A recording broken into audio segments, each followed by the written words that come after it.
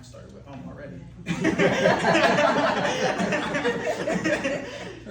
Yes, I'm introducing myself by telling my story, so we can get started whenever the timer goes. Yes. All good? Okay.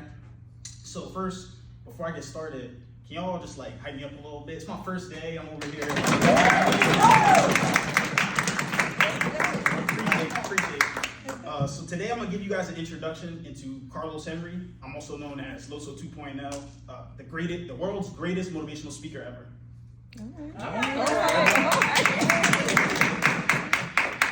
Throughout this speech, all I ask is you guys participate with me as much as possible. Can I get a thumbs up for that too as well? Of course. Cool. Do I have your permission to ask you something? Yes. Of course. Yes. Have you ever thought this is all I'm meant to be? What about, have you ever felt like dreaming was dangerous?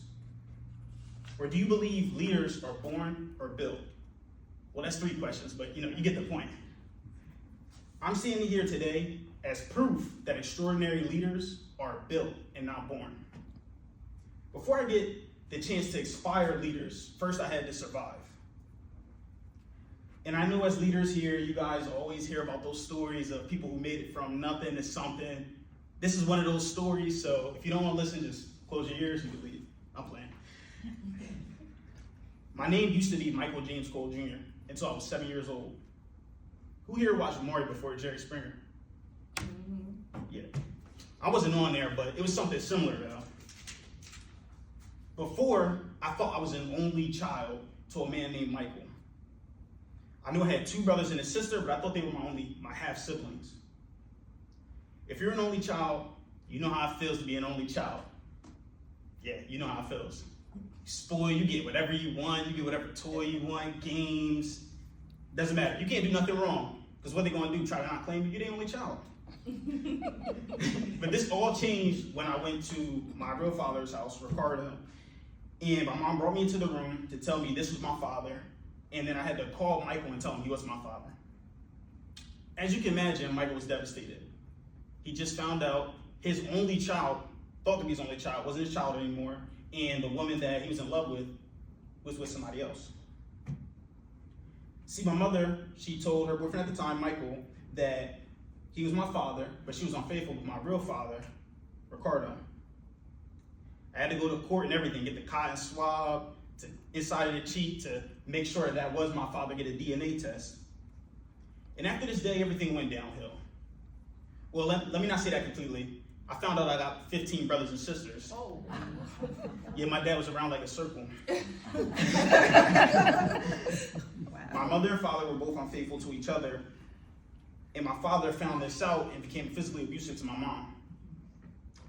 The physical door to my room was destroyed, obliterated, because him chasing after her to try to, attack her.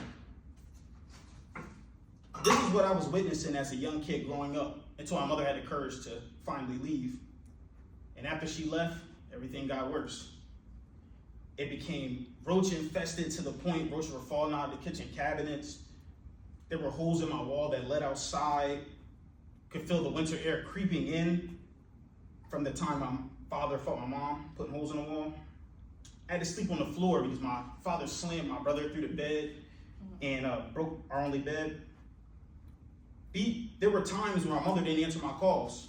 I was just pretty much abandoned from her.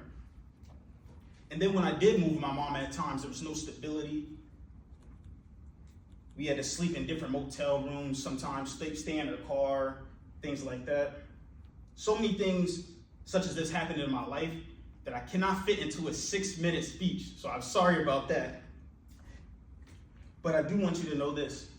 Throughout all of this, I still found a way to be in the honors classes, still found a way to graduate my bachelor's degree from DSU.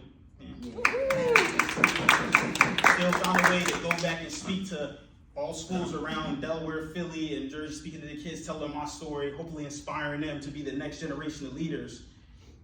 And I found a way to smile through all the pain, and nobody even knew what I was going through. And all because one thing stuck in my head, and that I was going to make it no matter what, because when I was sleeping on that floor, I still had brothers sleeping on that floor with me. I had little sisters that were sleeping on the floor in the cold, taking cold showers in the winter, and I was thinking they are not going to go through the same things that I went through, and the next generation is not going to. And I did have a whole little money exercise I wanted to do, everybody, but I didn't know if I was allowed to give out money here. But I will end off by saying thank you for having me, and that's it.